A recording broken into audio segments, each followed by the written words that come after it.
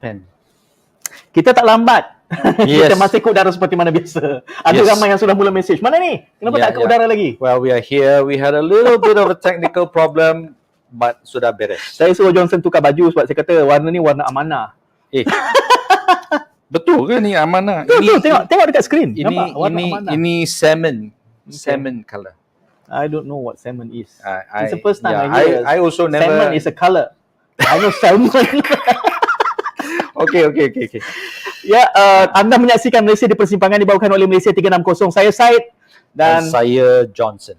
Okay, you can speak Malay. Of course I can. I'm Malaysian. What are you talking about? Whenever you speak to me, you always use English. Why? Melayu, Malaysia. Ramai marah tau. Dia kata kalau tak boleh cakap Melayu, jangan ke udara. Aku boleh cakap. Boleh ya. Cuma bila marah dia keluar bahasa Inggeris. Itu jadi my first language. Masa nak pilihan raya ni macam-macam. Okey, anda sedang menyaksikan ini secara langsung. Kalau anda ada cadangan tentang siapa yang wajar kami bawa masuk ke sini, boleh beritahu. Sekurang-kurangnya ada 2 parlimen yang sudah ada ura-ura bersedia, Jonson. Ada 2 parlimen, nanti kita umumkan, yang katanya bersedia untuk kita kendalikan debat calon. Jadi nanti kita akan cuba dapatkan sokongan semua kerana tagline kami di sini adalah calon mangkir, kita singkir. Mana ada calon yang tak berani berdebat. Betul. Off you go. Walaupun Perdana Menteri cakap debat bukan budaya kita, tapi di Malaysia 360 memang budaya kita. Ya. Jonson membuktikan bahawa dia boleh berbahasa Melayu, tak ada masalah. Cuma kita sengaja mengadakan program ini secara bilingual supaya kita meraihkan, sebab tidak ada sebuah bual bicara yang ada orang cakap bawa debat calon PM. Memang. Kita akan cuba, tetapi kita juga tahu ramai pihak yang cuba mengendalikan. Jadi kita akan menyokong siapa pun akhirnya yang dapat mengendalikan. Okey, kalau berita hari ini, saya tidak ada yang spesifik, tapi Jonson ingin menimbulkan tentang manifesto. Semalam juga beberapa pihak yang telah menimbulkan manifesto. Saya sudah mengeluarkan komen di TikTok. Saya kecewa dengan manifesto yang ada sebab semuanya pada hemat saya adalah membeli undi. Yang mana tu? Semua, hampir semua sama saja. PN, BN, PH. Jonson, Suhaili tolong tunjukkan yang harapan punya manifesto. Kita kongsikan. Ini Jonson nak mengulas sedikit tentang manifesto harapan. So, tawaran harapan PRU 15, is it just marketing and gimmicks? I think so. Yeah. Well, he thinks so. All right, let's move down. So the first thing that I see is beasiswa B40. It's a good thing. We should have a more educated population. But I would say, why beasiswa? Kan kita lebih baik make education free for all. That is a basic service. Yeah. So kad belia. Okay, this one maybe to go for the undi 18 vote lah. Nanti kita punya guest can comment on that. Beasiswa perintis. This is, it says perintis. Perintis means like a pioneer. But how come they seem to be caretaker, caregiver bagi kanak-kanak? Itulah. Dan ini bukan hanya berlaku dalam konteks apa yang ditawarkan oleh PH. Komen saya apabila melihat ke semua manifesto. It's not just about PH manifesto. It's also in BN, it's also in PN. Okay. It's about offering goodies only. It's not about reform. It's not about transformation. So what we will do is have a special program. We will dissect the major manifestos. And it'll be a special program sometime next week. Okay, but back to PH. Hak Perdana Menteri 10 tahun. Limit that to 10 years. Not a bad idea, but it'll be... But it's not a new idea after all. Bukan idea baru. It's not new. But I have a reservation on this because kalau Perdana Menteri itu masih muda, let's say Syed Saddiq becomes Perdana Menteri when he is 50 years old or even 40 years old, right? Like Sunak in UK.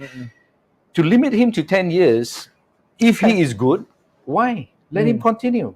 So, I don't know. This one, I have my reservations. Lawan penjagaan warga emas. Yesterday, siapa nama, Dr. Jayakumar ada mention the day before that there are a lot of old people that are not taken care of. I think this is a good one.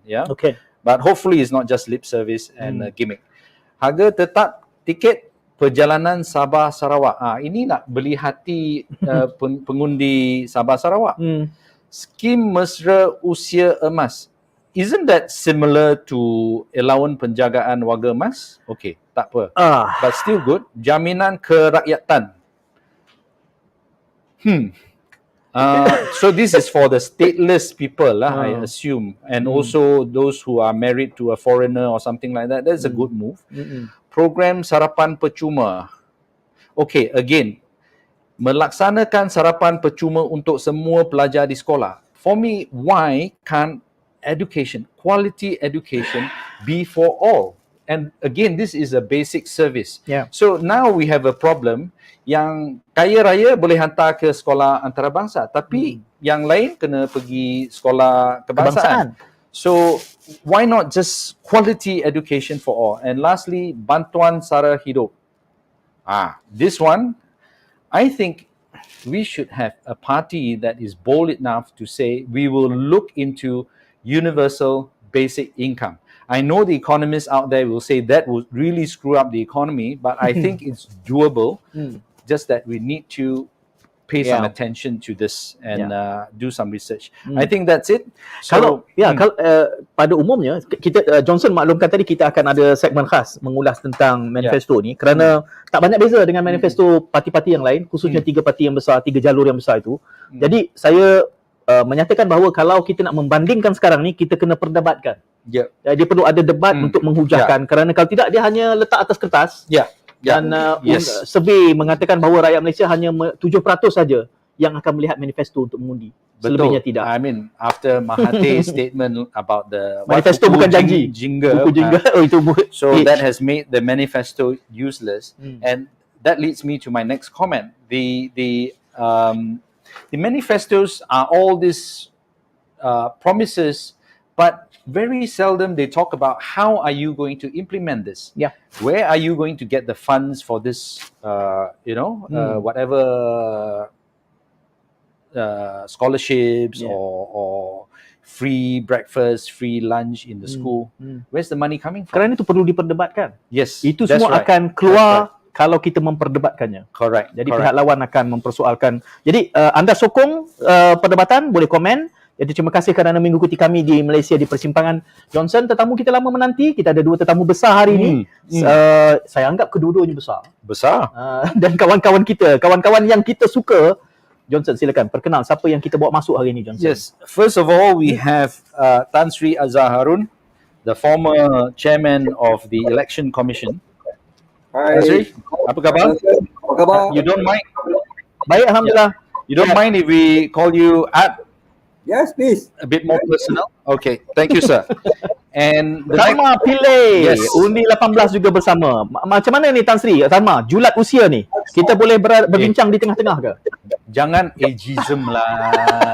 Orang yang tua pun boleh pandai, boleh buat sesuatu yang ada impact. Kenapa? Why are you offended? We are of the same age with Tan Sri, mah.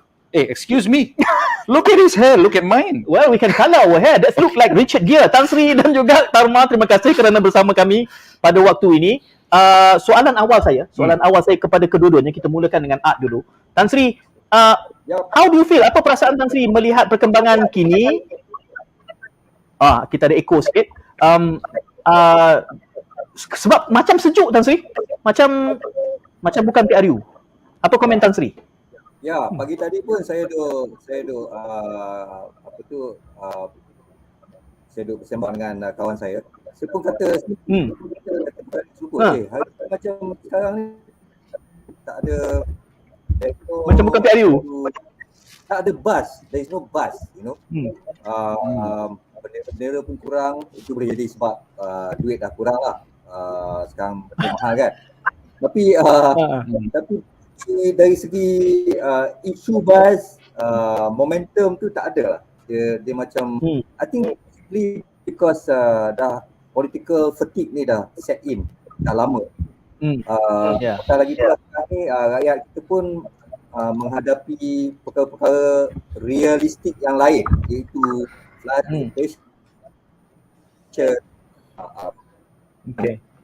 hujan hari-hari dan sebagainya. Maka politik tu kurang sikit saya rasa.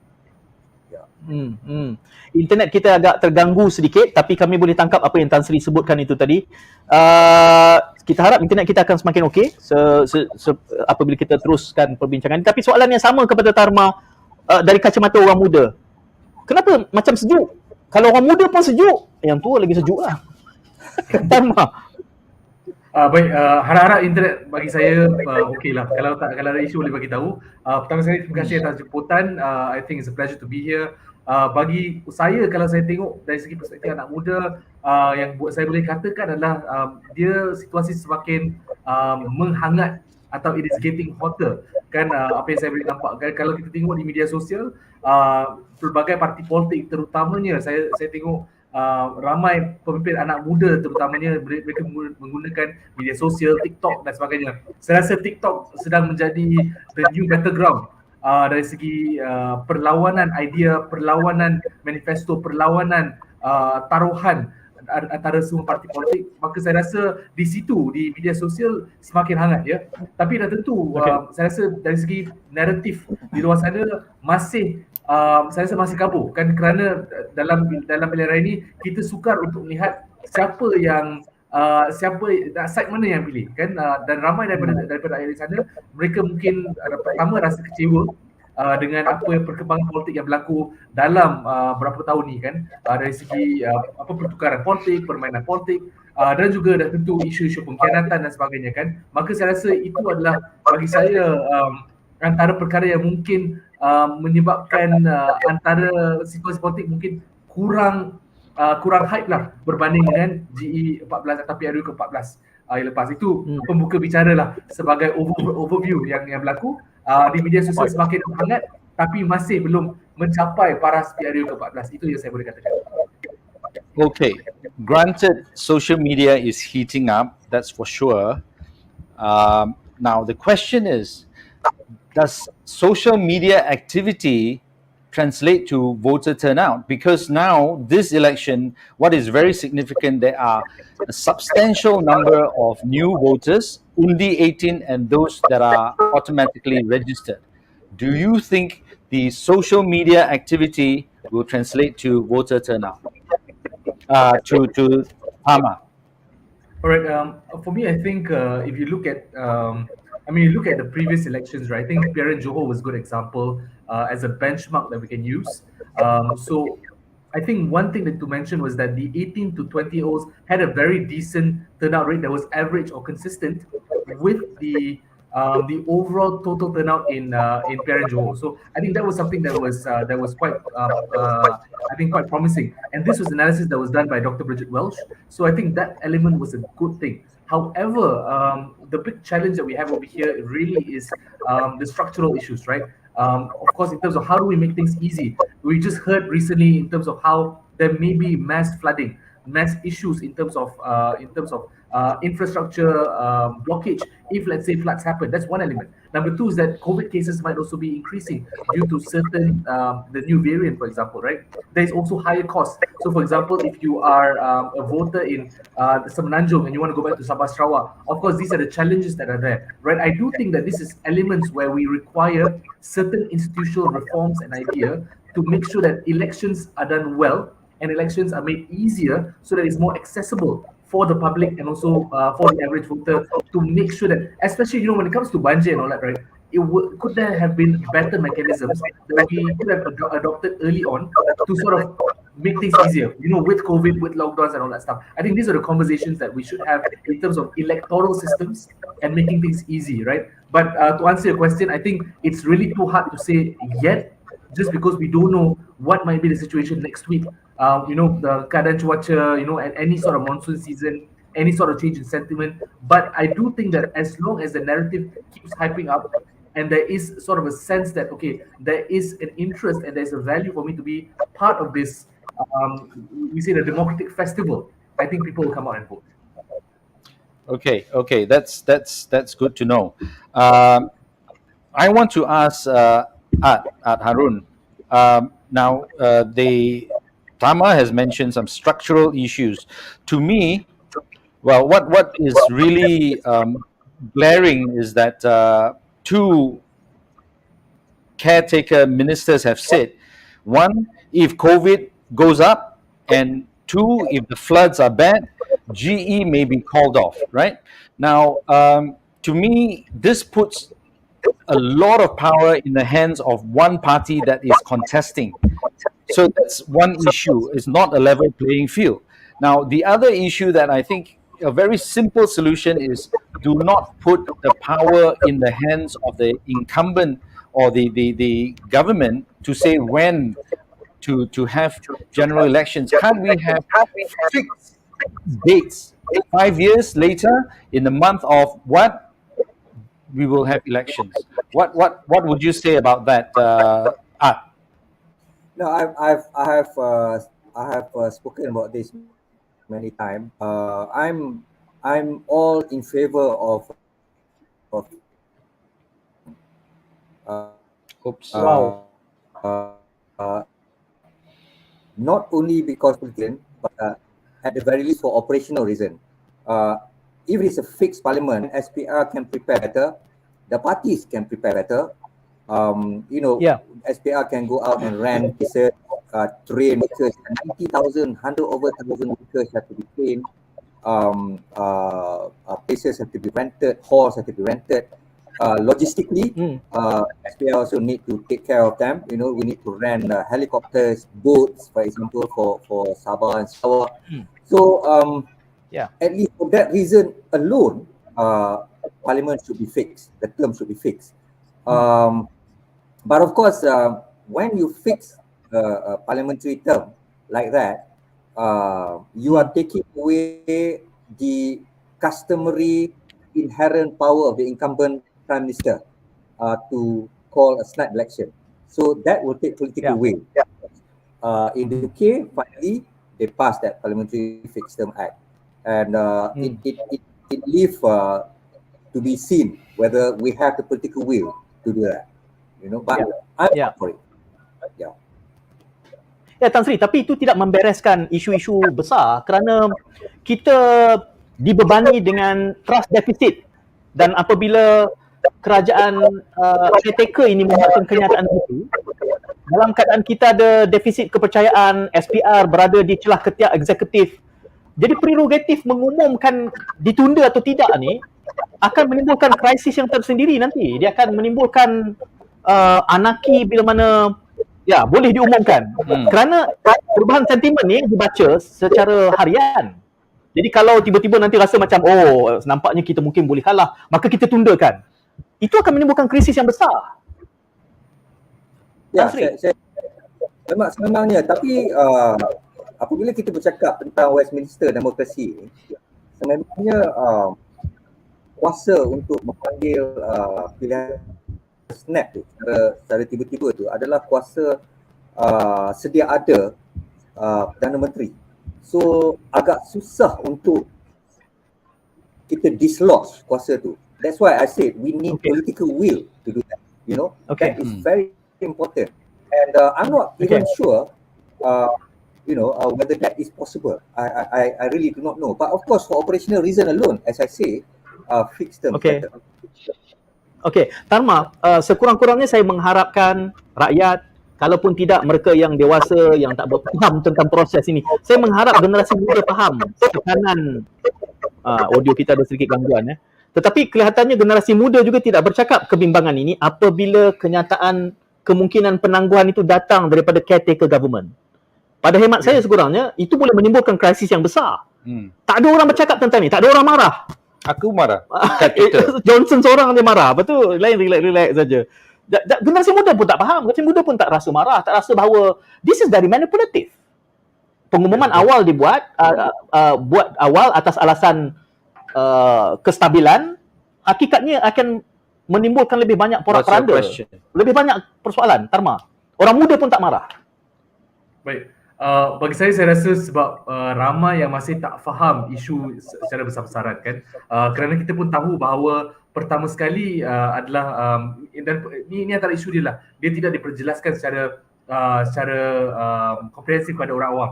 kita pun sedar bahawa SPR mempunyai kuasa untuk menangguhkan pengiraan, menangguhkan pengundian di beberapa tempat kalau katakan berlakunya bencana, berlakunya apa-apa isu yang berlaku lah kan. Maka saya rasa itu mungkin perkara yang mungkin sedikit diterima, tapi kalau katakan diumumkan darurat contohnya kan dan ditangguhkan terus, maka saya percaya bahawa kalau katakan perkara tersebut berlaku, maka memang akan berlakunya satu kemarahan besar oleh rakyat lah terhadap perkara tersebut. Dan antara yang kita boleh nampak adalah seperti yang dikatakan, wujudnya kurangnya kepercayaan ataupun trust deficit antara rakyat dan juga agensi kerajaan. Contohnya dengan SPR contohnya kan. Kalau kita dapat nampak bahawa tahun lepas apabila diumumkan bahawa undi 18 ditangguhkan contohnya kan, saya rasa rakyat di luar sana memang tak percaya dengan alasan yang dibawa oleh SPR dari segi teknikal dan sebagainya kan. Maka ramai yang marah, ramai yang pressure, ramai yang minta supaya, ada yang sampai minta supaya pengerusi baru Abdul Ghani Saleh untuk letak jawatan kerana tak dapat melaksanakan tugas dengan baik kan. Maka saya rasa itu adalah satu perkara atau sentimen yang akan dibawa dan mungkin akan lebih kuat kalau katakan adanya pengumuman dari SPR, dari segi agensi kerajaan untuk menangguhkan lagi pilihan raya, ataupun adanya manipulasi lah, ataupun adanya cubaan untuk membantu kerajaan yang sedia ada, ataupun ada cubaan untuk buat perkara-perkara yang pelik-pelik lah kan. Jadi bagi saya ini berbalik kepada adakah SPR, adakah agensi kerajaan, adakah PMO apabila mereka katakan perkara ini ataupun mereka bawa isu-isu pilihan raya dan sebagainya, adakah mereka pertama membawa penjelasan yang jelas, yang clear kepada orang awam pertama. Kedua adalah adakah perkara itu masuk akal, dan paling utama adalah do we trust the government, kan, do we trust these agencies. Dan saya rasa so far itu memang tak ada, maka memang akan ada kemarahan. Cuma sekarang orang masih tak faham, tapi kalau berlaku memang akan ada mengundang kemarahan berjuta rakyat Malaysia. Okay, Tharma, you raised a very good point. So I'm going to ask Art about this because we have a mutual friend still in the EC, if I'm not mistaken, Professor or Associate Professor Azmi Sharom. He is still in the EC as a deputy chairman. Do you think the fact that he is there, he is making sure the SPR is keeping things in check, because nobody mentions him, they always focus on the chairman, but should we have more trust in the EC now, because we have people who are from a different background who will keep the government servants honest?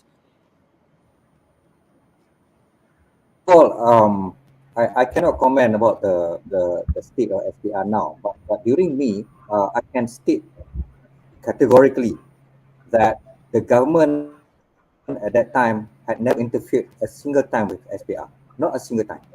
Yeah, I can state that. Number one. On Tharma's statement about Undi 18 tu, why it was postponed, yeah. I think I need to explain that a bit. Okay. You see, the 100% constitutional amendment that was obtained during the Undi 18 vote was as a result of discussion between all ketua party, opposition, the then opposition and also the then government. Tun was there, Barisan National was there, I was there, everybody was there, you know. So why wasn't it enforced immediately? Okay, that was because of me, of SPR. I said I needed time to do several things. All right. First of all, I need to upgrade our IT. Our IT at that time was could not deal with the Undi 18, for example. You know, we could not deal with automatic registration. We could not deal with assigning locality, which is really tedious. Registering is one thing, but assigning locality to the registered voters, that is another thing, you know. We used to do that manually, and it was really, really tedious. So when Undi 18 was passed at that time, I remember we just drew up the specification for the IT upgrade, you know, and that in cooperation with Mampu. So that's number one. Number two, I needed time to go to the universities and to the schools.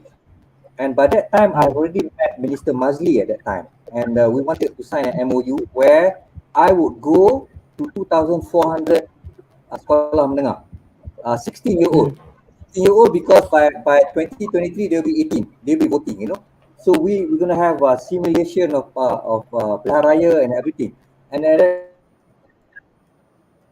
pilot project, which was really successful, you know. So I need that to do that. Number three, I need to go and train the graduates, the undergraduates in the university. So we train them to be our day, to go to the school, to bridge the age gap, you know, because we are old. So the school, we need young people. So we went to university, and I think that there was a tremendous response from the undergraduates. So we trained them, we give them CJ. So the plan was for them to go to the school. But of course, we will prepare the module lah. Okay. Then number four, I wanted to have a huge drive with pendaftaran negara to implore the people to change their IC address, because I foresee we have automatic registration, the electoral roll will look very dirty. Because we don't change our address. But during my time, we still have 50 or 200 voters whose address were in Sulaiman Court. You know, Sulaiman Court were only gone, long gone. The Sogo is there, no? So I was really worried about that. So because of all these things, after that meeting, that we may need 1 to 2 years to enforce Undi 18. And I promised that I would come to report to them probably once in 3 months of the progress that we are making. You know, once everybody is satisfied that all these things are done, then of course, one more thing, I wanted to give political party and NGOs to also be involved in all these activities and initiatives, you know. So we need some time to do that. So every 3 months, I plan to come and give a progress report. Once everybody is satisfied that it's okay for us to enforce, then we will enforce it. That was why THARMA. So we understand. Yeah, we understand that you wanted to make sure that the whole system, the people working, the IT were all prepared. Fair enough. Okay, I have a follow-up question for you, Art. Now, I think it is well known that we have an issue of gerrymandering. The biggest constituency is 300,000 voters, Bangi.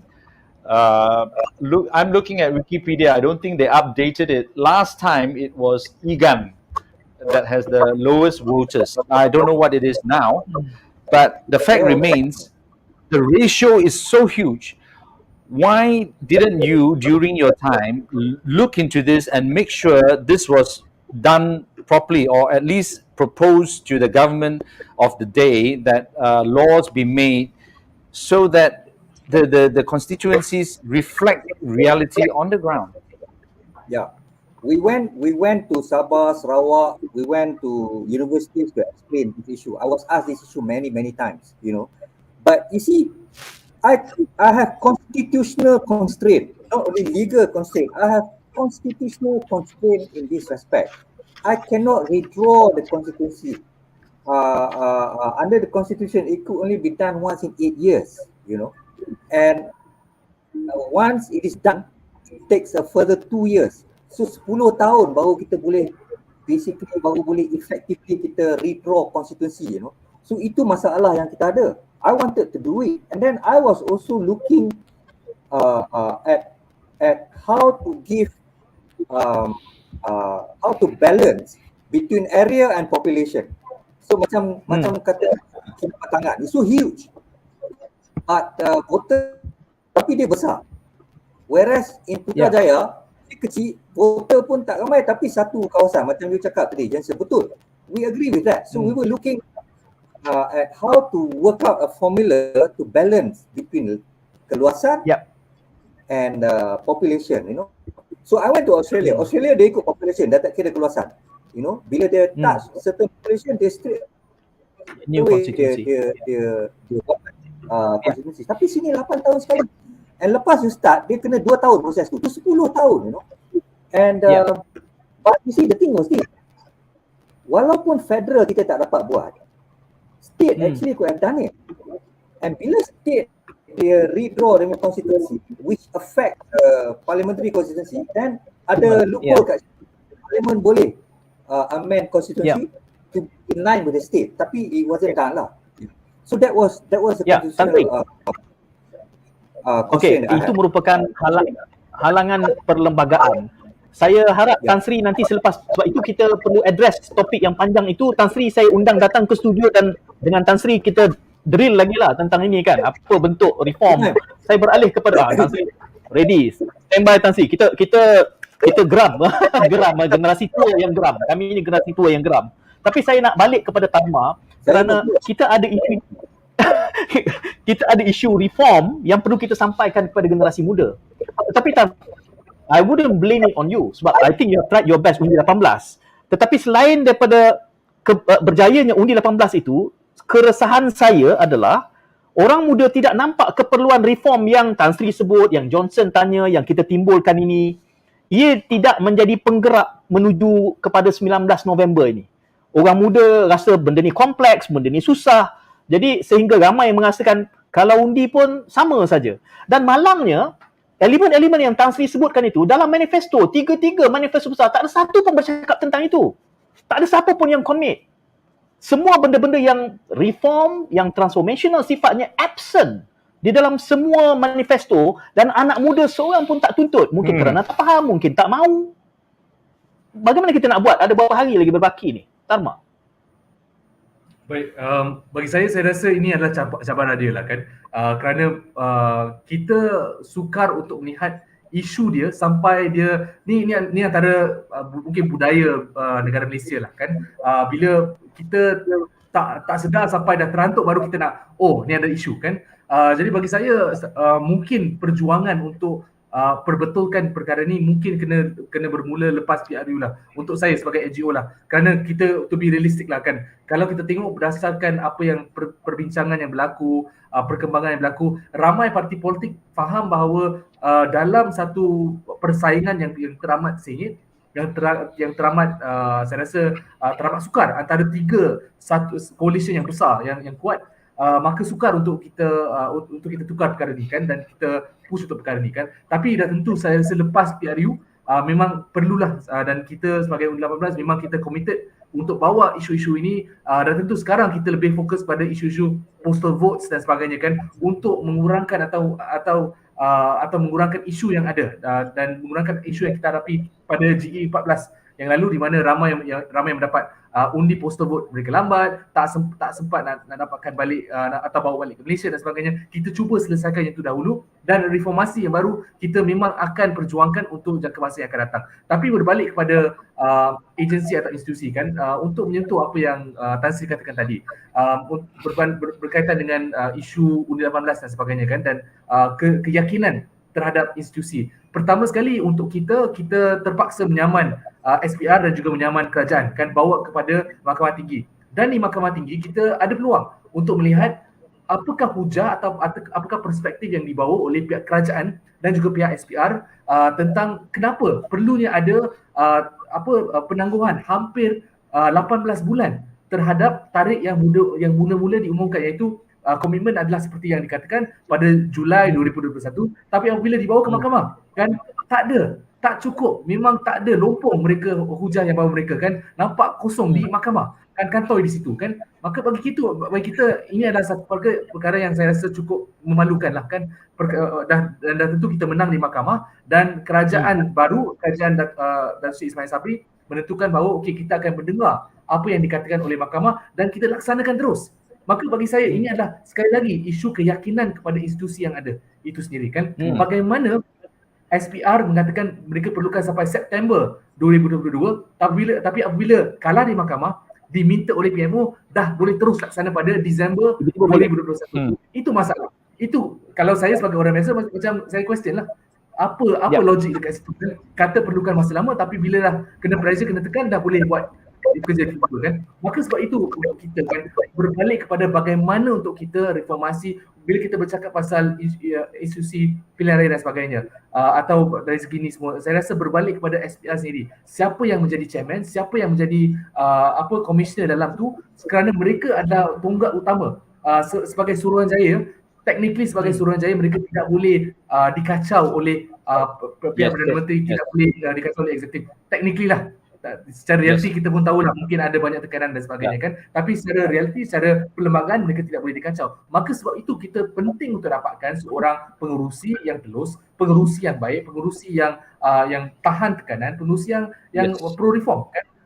Kalau kita tak dapat mencapai itu, memang sukarlah untuk kita berbincang tentang gerrymandering, pasal fixed term parliament system, untuk kita berbincang tentang isu-isu bagaimana menangani advance voting, postal votes. Kita nak bantu rakyat anak muda atau rakyat di Sabah Sarawak yang bekerja di Semenanjung untuk kita permudahkan. Tak payah nak beli flight tiket yang mahal untuk balik mudik. Semua isu-isu berbalik kepada asas, iaitu kepercayaan. Yes. So actually what you have raised, THARMA, is to me, well, like Art, I'm also legally qualified.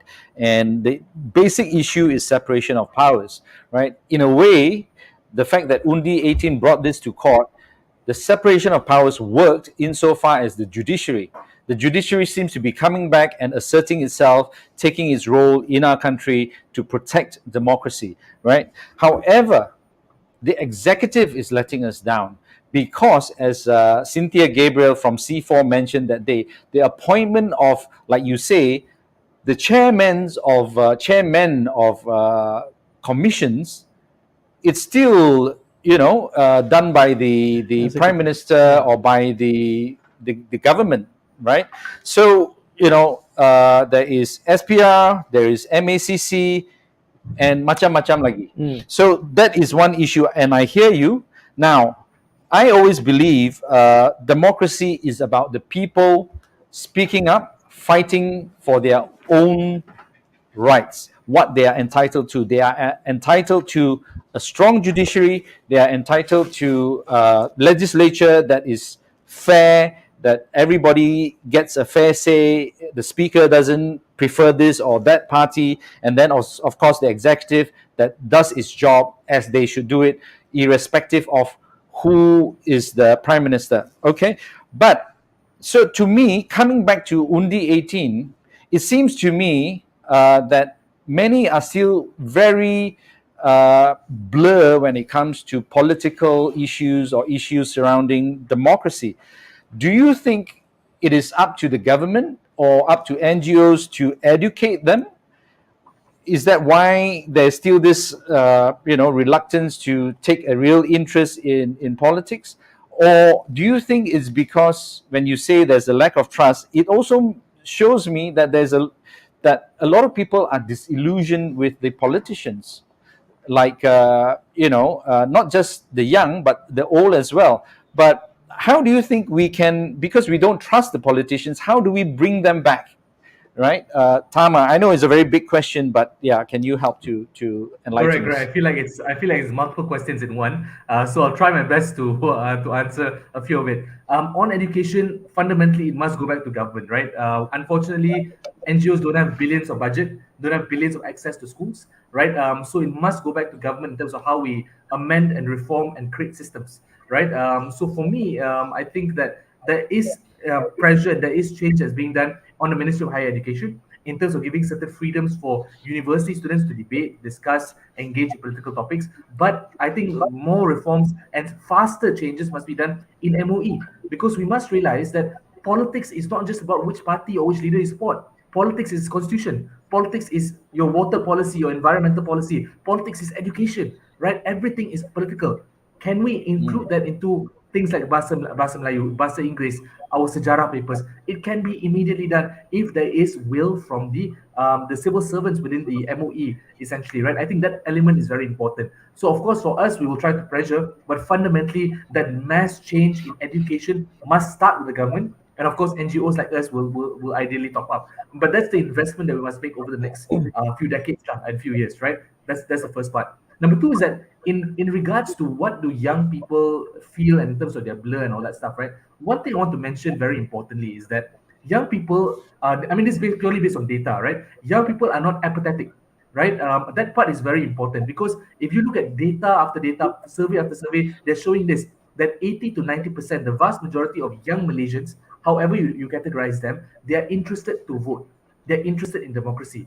But the question is that, the issue is that there is a confusion or an indecision where who do they want to choose from, right? And I think this is the result of I think when you have a lot of changes and a lot of dubious behavior from many parties, right? Not just politicians, but also appointed leaders, appointed heads. Very dubious behavior that people assume is based on getting better positions, getting money, right? I think this essentially makes people distrust the system. And for them, they think, how do I choose between all these people who seem to be very self-interested and greedy and less focused about the rakyat? And I think this is going to be a real problem, right? So at the moment, it still might be okay, right? This election, it still might be okay. But my concern is that if we continue on this trend and there's less and less, and there's a deterioration of trust in democracy, I think that's when you're going to have a real big problem where not only apathy might be an issue, you might have movement towards violence, movement towards harder lines of protesting, anarchy. I think that is a real problem. That's why democracy matters. That's why trust matters, right? That's why leaders acting well matters, to avoid anarchy, to avoid extremism. I think that's the issue that we're facing here today.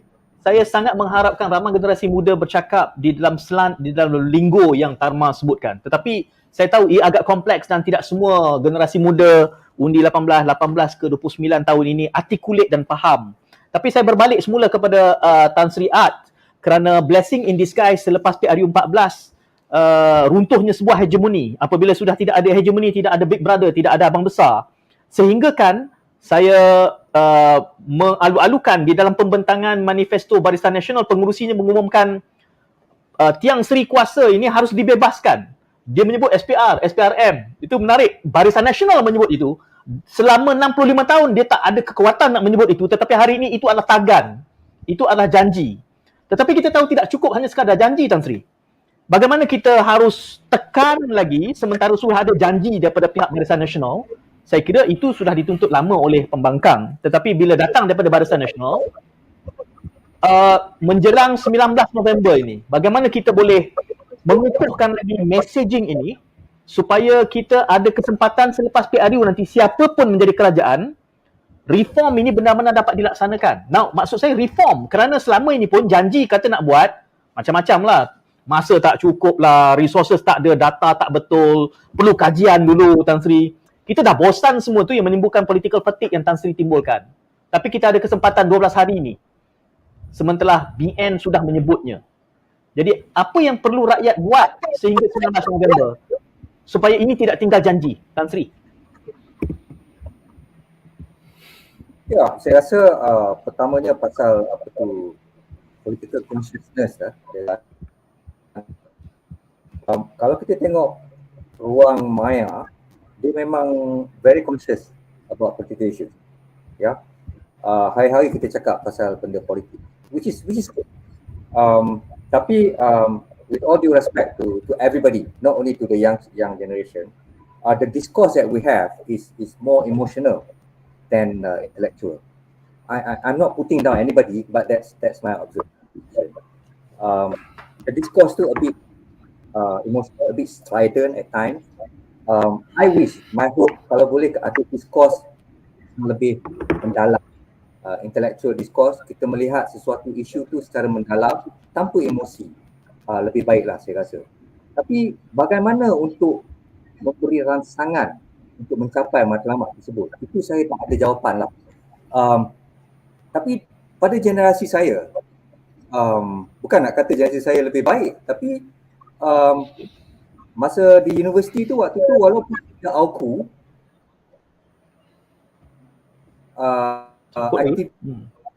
aktiviti mahasiswa tu belum dikekang sangat-sangat lah. Kita masih ada waktu tu debat perdana tiap-tiap bulan, di mana pendebat-pendebat dari pihak pembangkang yang akan datang. Perdana Menteri kita waktu tu dia Presiden AMSU.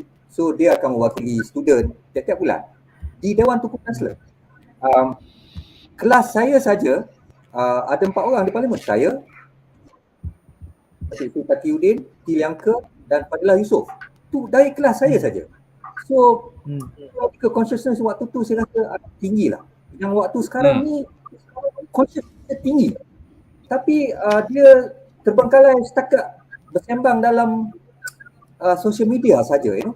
So like Tama cakap macam tadi, whether the interest shown in social media would translate into people coming out to vote, Tama pun not sure, which is the same case with me, you know.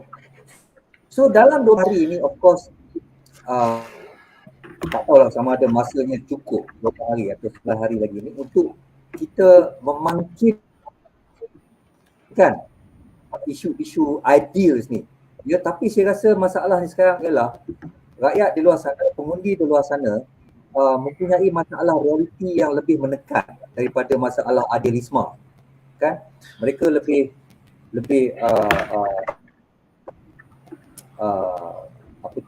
terkesan dengan inflation, dengan pengangguran, masalah ekonomi dan sebagainya. So bila orang tertekan dalam masalah-masalah yang sebegitu, yang lebih penting daripada masalah idealism itu, maka idealism tu will take a backstage lah for what, you know. Tadi saya setuju, maka NGO, universiti dan sekolah tu, silibus tu adalah amat penting lah untuk memangkinkan pengetahuan. Yeah. Okay, okay, let's be very frank here. Okay, just now, Tharma said voter education must start with the government. I actually disagree, because I believe that it is against the politicians' interest to educate the voters. Now, I'll give you an example. All right, we had the PH government. Yeah. So when the PH government came in, they had in their manifesto, correct me if I'm wrong, they wanted to remove the Sedition Act, they wanted to institute local government elections. I think they probably talked about getting rid of UUCA as well. But the fact of the matter is they didn't do it. And I asked Syed Shadiq about this recently at a fundraising dinner. And he then said, oh, the Minister of Home Affairs didn't want to do it. Oh, this doesn't want to do it. Now, another big question. Yeah. And I think we need to start educating ourselves with the technology that we have available today and the NGOs and all that. For example, Professor Fahmi Reza, I call him Professor because he's doing a fantastic job. He had one TikTok video that says how politicians can cheat the system. To me, I always have a problem with the way our democracy is practiced. Are we a real democracy or are we a sham democracy? Let's have Art answer that first. And Tharma, I would like you to address this issue too. I'm not too sure what you meant actually. You see, of course, macam kerajaan dahulu, dia datang tu dengan manifesto yang apa tu express banyak matlamat lah ya. Macam Sedition Act, UUCA nak hapus, PPPN saya ingat, ada juga kantor dan sebagainya ya. But of course, when they formed the government, I was in SPR at that time. Sedikit sebanyak, I was also involved in trying to reform SPR. Yeah, but reality dia banyak sekali apa tu orang kata prosedur yang kita kena follow, banyak sangat. Macam Sedition Act dan sebagainya, SOSMA dan sebagainya, bila government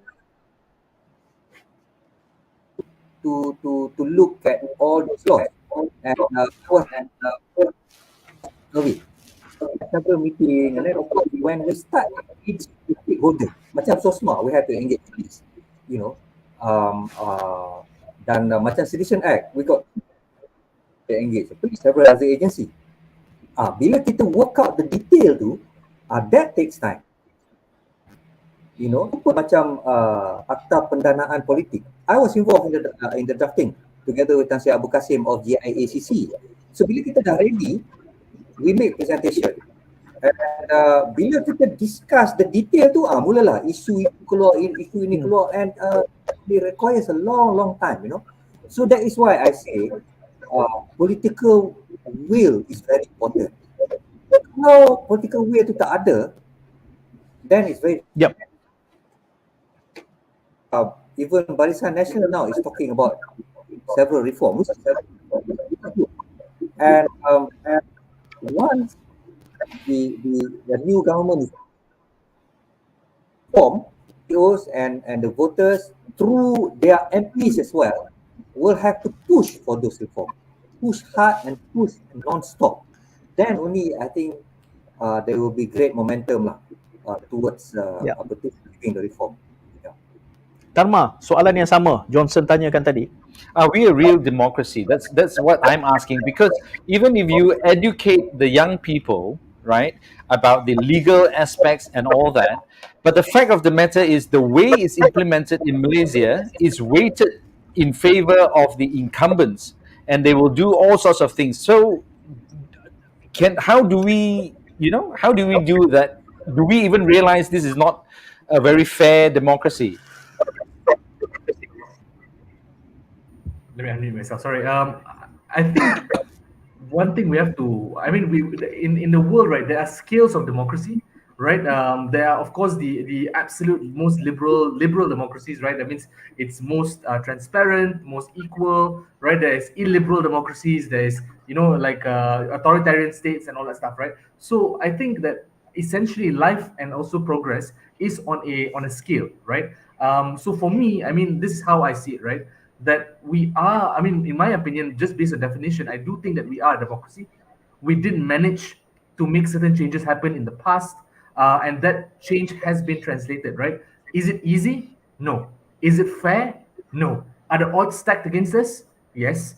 Does that, does the system allow each person to have one vote, one value for, in the electoral system? No. Our voting value sometimes is 1 to 9, 3, right? So all these kind of systems are there, right? But I do think that fundamentally that is something that we have to work towards, right? Just like Undi 18, just like many other reforms, right? We still have to keep pushing so that these changes and amendments are made. Also, I just want to mention very quickly in terms of education, right?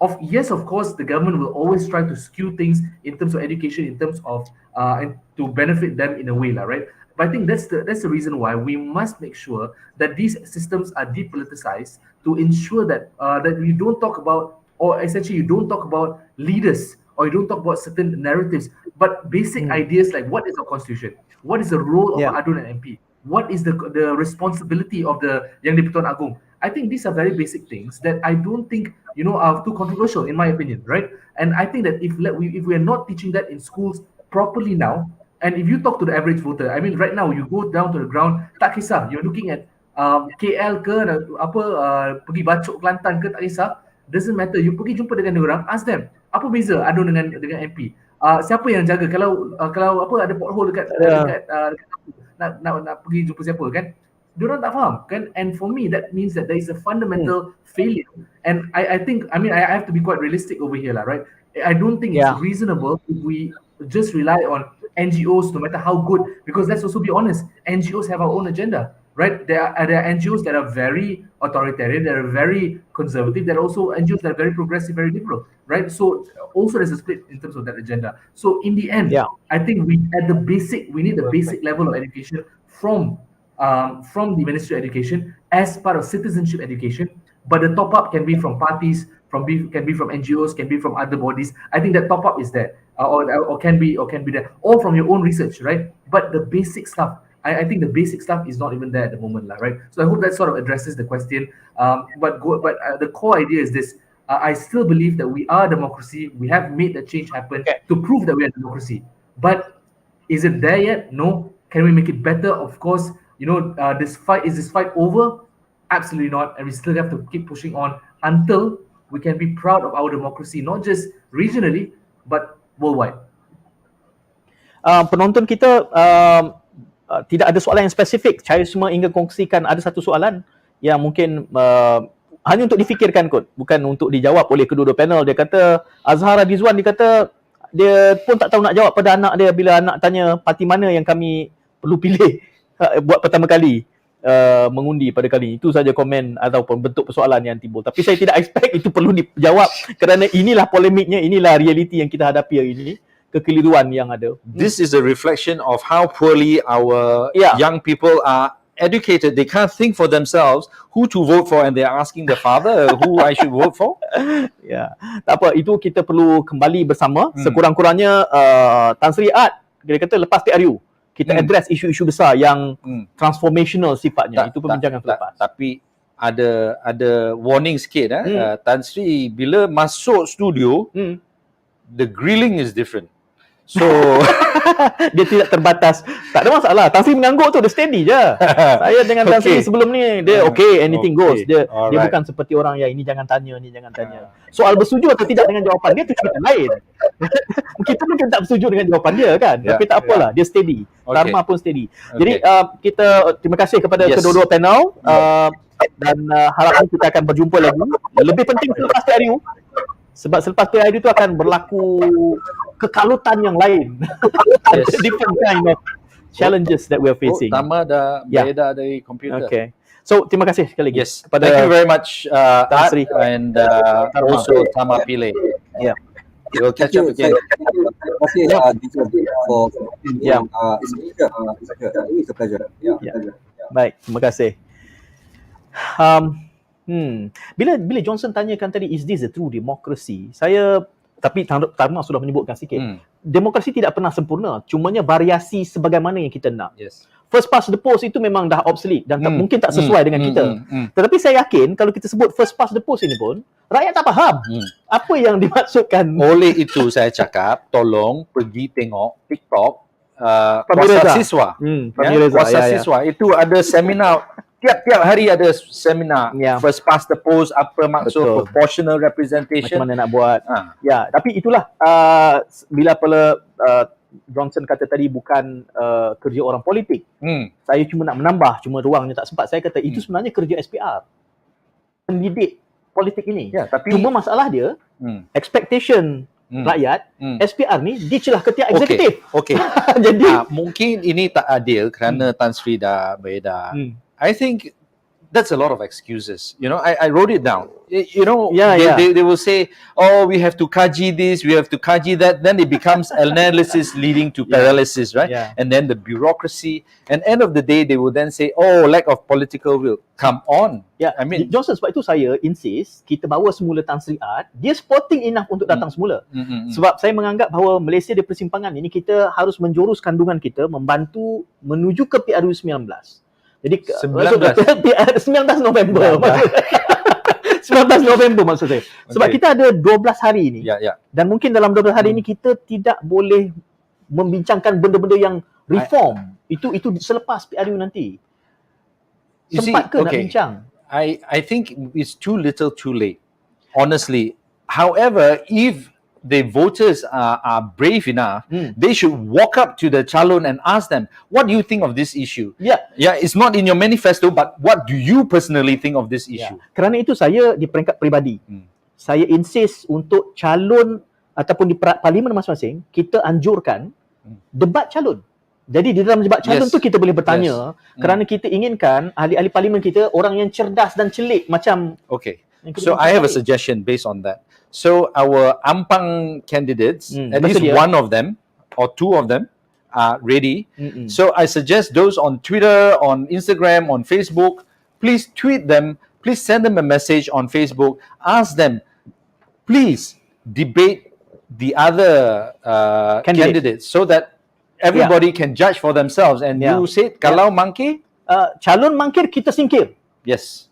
Siapa yang mangkir tu absent. Siapa yang mangkir, mereka tak datang sebagai syarat untuk kita tidak mengundi. Jadi dengan itu kita mengasuh, sebab ramailah orang kata debat bukan budaya kita. Silap tu. Sebenarnya kalau berdebat pun tak mampu, maka tak layaklah menjadi ahli parlimen tu je. Nak masuk Dewan Rakyat, you memang boleh debat. Kalau tak boleh debat, buat apa? Baik, tak payah. Kalau betul ada orang yang tak mampu berdebat, berarti prasyarat utama menjadi wakil rakyat tu dah gugur. Dia tak boleh berfikir tentang dasar. So in a way we are saying Ismail Sabri shouldn't be Prime Minister because he thinks debate is not something that we should be. Untuk berlaku adil kepada UMNO, bukan pada dia lah, pada dia ya. Saya rasa sesiapa sahaja yang mewakili suara belahan Barisan Nasional akan berdepan dengan baggage yang besar. Jadi kalaupun calon itu bagus, tetapi kerana dia ingin defend 65 tahun masalah, jadi dia akan terhambat. Misalnya, cadangan saya, each coalition can send their representatives. It doesn't have to be the president. For example, UMNO, instead of sending Ismail Sabri, they send their striker, Khairi Jamaluddin. Tapi itulah, Khairi sendiri pun dianggap splinter dalam UMNO. Jadi dia mungkin tidak menggambarkan.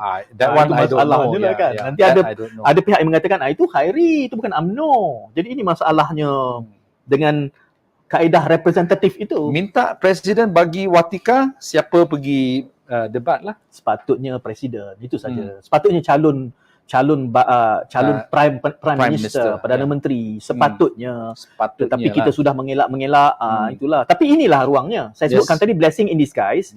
Bila tidak ada big brother, tiba-tiba Barisan Nasional bercakap soal separation of powers.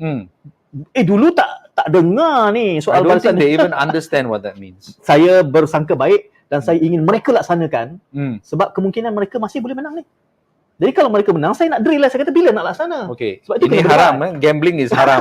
but I you boleh gamble, saya tak boleh. I think PH has a very good chance. Ya. Bagi saya 50-50. Siapa pun, saya memegang kepada konsep siapa pun yang menang harus committed kepada usaha reform ini. Sebab saya tidak menganggap selepas PRU 15 ni akan berlaku realiti yang stabil. Honestly, semua tak pegang janji. I am very cynical. Towards all the politicians. For me, I have used this hashtag Nyah Politikus. Saya kalau nyah politikus, dan kita perlu harap pada siapa. Saya punya tagline kepada politikus ini, saya bagi tahu kepada penonton di TikTok, saya kata jangan menabikan politician. Jangan anggap mereka tu maksum. Semua ada handicap, semua ada kelemahan, semua ada silap. I come back to my favorite topic, culture.